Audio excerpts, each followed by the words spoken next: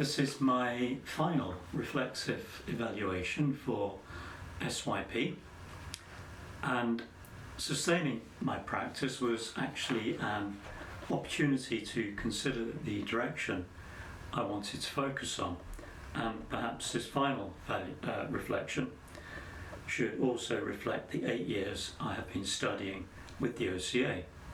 Within that time, I started my own business, which has meant time has always been in short supply. As a result, my keenest photographic interest, still life and food, had taken somewhat of a back seat as I have worked my way through 8 courses across 3 levels of study. This study has taken me in directions I would not have considered before, and I'm grateful for the tutors that have encouraged me on that journey.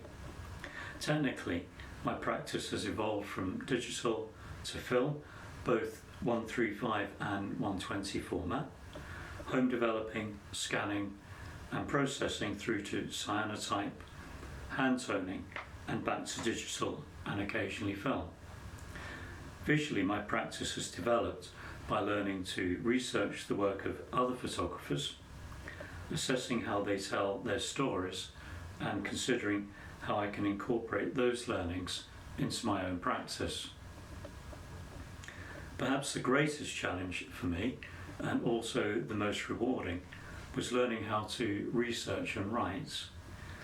My dissertation was a watershed moment, simultaneously painful and sublime. Once completed and assessed, the feeling of accomplishment was enormous, and the fact that it didn't come naturally to me made it all the more rewarding. Landscape was a genre I especially enjoyed at both levels 2 and 3, which I incorporated into my body of work. At both levels I managed to combine interest in mental health, history, access to the countryside and film photography. I learned that the ability of photography to illustrate and raise awareness of particular issues should not be underestimated, while at the same time recognizing the power of words and images together. It was this last observation that determined my direction for SYP towards food and still life, rather than a further development of my level of 3 body of work. Whilst leaving behind abandoned medieval landscapes in favour of food, a link can still be maintained, food and the land being of course inseparable from growing food, ignoring of course the future possible transition to laboratory grown foods. A fresh body of work was therefore initiated, part kitchen manual and part cookery book, with a planned aesthetic encompassing cyanotype, classic still life in the style of Chardin, Juan Sanchez Cotin et al., and conceptual photography inspired by photographers such as Esther Choi and Laura Litinsky.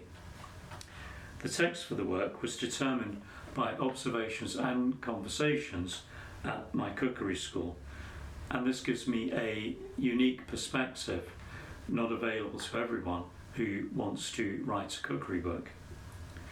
The challenge was to combine an art-led approach to create a body of work that would appeal on several levels: instructional, helpful, visually exciting, stimulating. The use of cyanotype was a conscious decision to position the work in a unique arena for this type of book and create an alternative narrative to accompany the recipe photographs. The photographs were inspired in part by my research into the artists mentioned above and others. Image decisions are also detailed in a blog post, and a link to this is included in the appropriate folder. As the work progressed, edits and changes were tracked using a new Instagram account, and there is a link to this also in the appropriate folder. Not something I would have thought of doing, actually not until my tutor suggested it.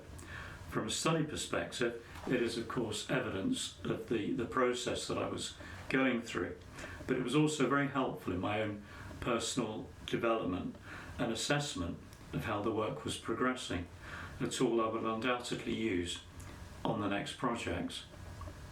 An offer to publish with an international publisher, along with their very positive feedback, was a nice finale, but one I declined.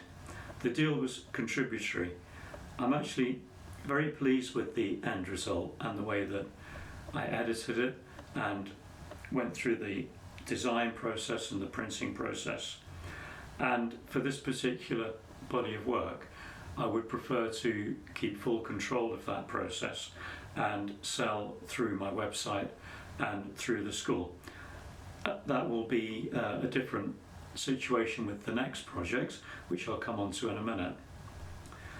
Launching the book publicly whilst feeling a little apprehensive about putting myself in the limelight like that was an enjoyable conclusion that underlined a fairly fast and intensive new body of work. SYP is titled for a reason, and the realisation of this work has encouraged me to consider my next major project. This time it will be in collaboration with an ex-colleague, someone respected very well within my industry and with a history of published books behind him. It is our intention to approach publishers with a draft once we have started work next year.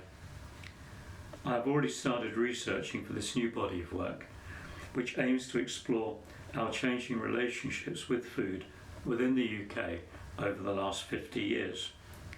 The work will start with an introductory essay, which, whilst it needs to be enjoyably readable, will be a thoroughly researched piece of work using the skills learnt writing my dissertation. This is not something I would have contemplated a few years ago. I'm actually excited by the prospect of reading, note-taking and writing. I leave the OCA with a belief in myself and a belief that I have learnt the skills required to express myself visually and orally with knowledge, clarity and passion. And I would like to thank all of my patient tutors for their help over the last 8 years. Thank you very much.